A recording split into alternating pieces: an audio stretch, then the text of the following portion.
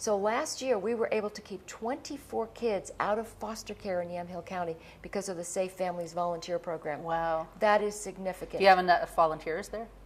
They never have enough volunteers. We really need more volunteers. So the churches, it's usually being run through churches that are stepping up to say, good. We've got host families that'll step up. And they don't have to do it alone. You've got people who will come alongside the host family to give them respite, to bring meals, to bring diapers, to take the kids from time to time. You've got someone else to come alongside the parent and teach them how to parent. It's sort of like the old system we had where if you had problems raising your kids, you called in grandma, aunts and uncles, neighbors, and you got through it without having to bring the state into it. That's what's going on in Yamhill County, and I'm really, really proud of the work that's being done here. Well, just from what you're saying, I'm really proud of them too. I'm really proud of the people that have stepped up. I'm proud of the churches, you know, for as an organization for stepping up. Right. Take care of the orphans and the widows. That's what we're supposed to do. And when we step out of that, the government system comes in. But I'm also proud of the parents who have the children that are, you know, concerned about getting them taken away. Apparently, I mean, you can correct me if I'm wrong. Are they forfeiting their authority a little bit to this? No, I mean, there's no loss of there's no termination of parental rights. There's no loss of parental autonomy. All this is you basically said, in essence, I cannot take care of my children right now. Right. You can. I'm going to allow you to take care of my children while I get my act together. In the meantime... Well, that takes a big person to admit that. Well, but it's either that or they will lose their children to DHS. So it's either that or get the help without losing custody. I think it's win-win for everybody. Yeah, for sure. How does a person who is struggling or they're addicted to drugs, how are they finding out about this program? Lutheran Community Services is spearheading this, and there are referrals often to the Safe Families program so that they can, oftentimes there might not be a host family because we need more volunteers. So it's getting more and more attention in the county. We need more families to step up and help us out. Have you gone through and met any of the children? I have. I'll give you this one classic story which was just the most amazing story. 2 little boys living in a home that was really not a good environment. The mother had some issues. The 2 boys were brought into a family, and this is a couple who has brought kids in the past. The kids were, they parented these children, taught them things they'd never learned before. And the mom, I understand, came over and said, she was going to be meeting with the host mom, and she says, well, I'll be there at 7. And the woman said, well, these children will be in bed. She said, oh, my kids don't go to bed and stay in bed. Well, lo and behold, she came over, and the kids were in bed. The kids didn't get up. The kids had learned to say grace before meals. The kids had learned parenting, wonderful parenting supports. She was given some help. They helped her get a job, helped her get a car. She's got her kids back, and she now has a whole support system that continues to stay in her life. And I saw these 2 little boys who were absolutely adorable, and they remained as an intact family and never had to leave their mom. Wow, okay, that's awesome.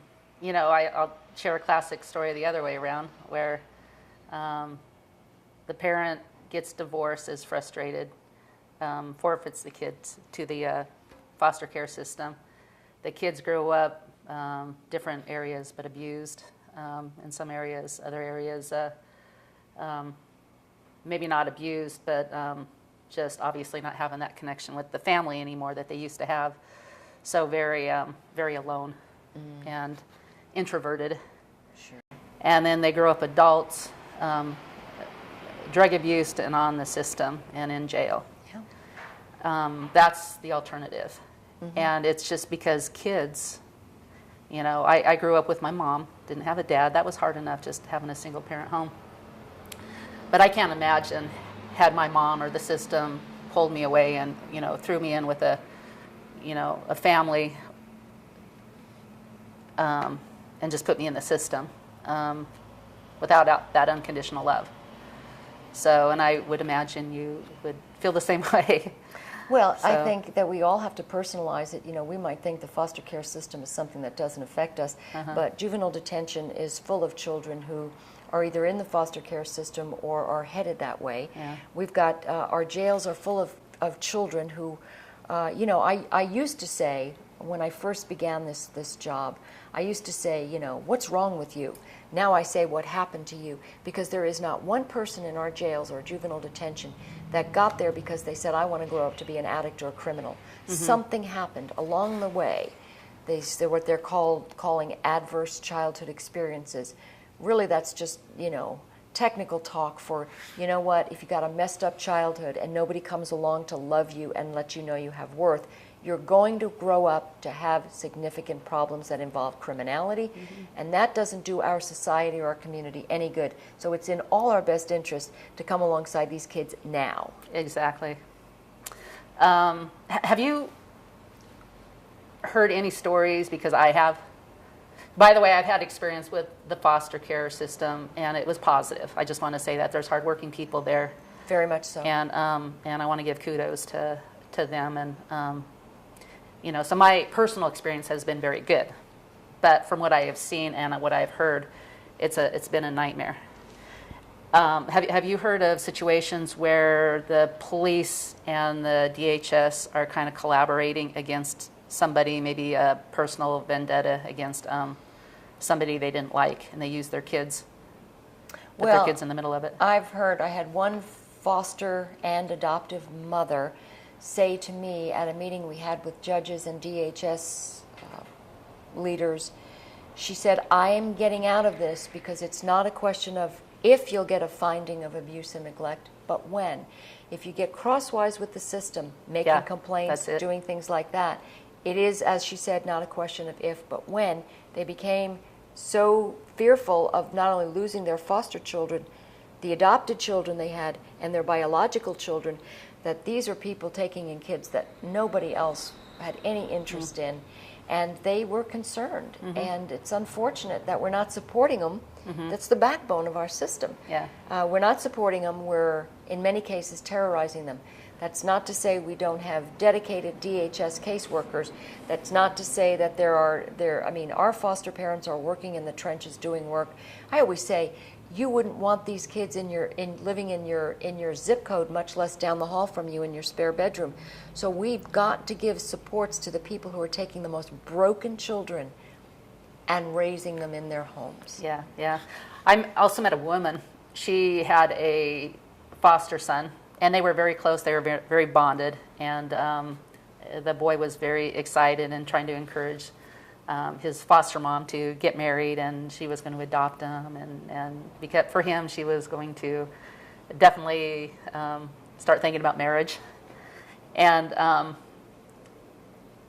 then she got a call from the school, and they took the boy away. Well, the boy, he had mental issues, and that was okay. She was used to that, but throughout all that and his age, and he accused her of hitting him, but you know, when I talked to her about it, and I knew her, she wasn't a hitter. I mean, you know, she wasn't even, I don't even think she spanked him.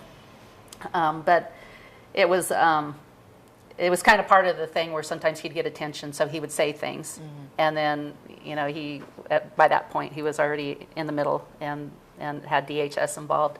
And so he got taken away from her, and you know, I think 5 years later, this has been a while ago, 5 years later, she told me she actually got to see him again, and it was very exciting for her. But that's a boy that made one accusation, and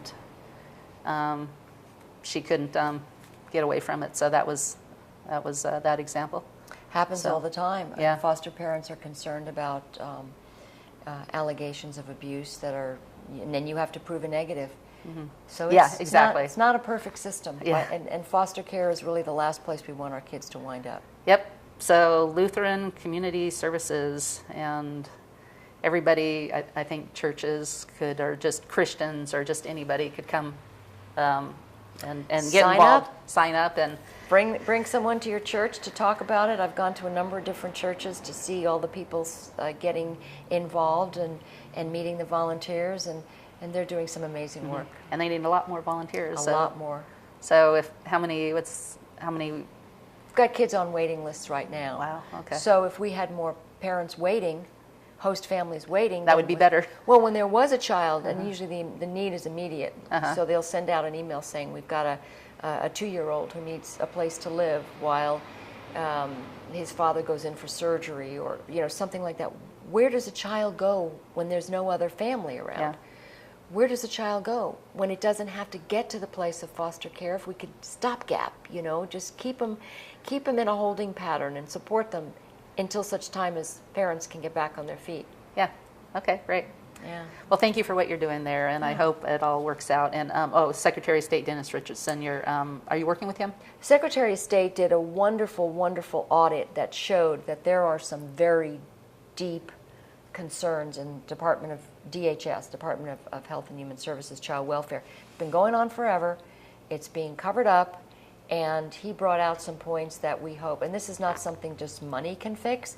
This is a culture change that needs to happen, where we've got to have honesty in the system. We have to have support for parents, and we definitely need to support our caseworkers who are trying to do an enormous amount. Their caseloads are just overwhelming, and we can't keep them.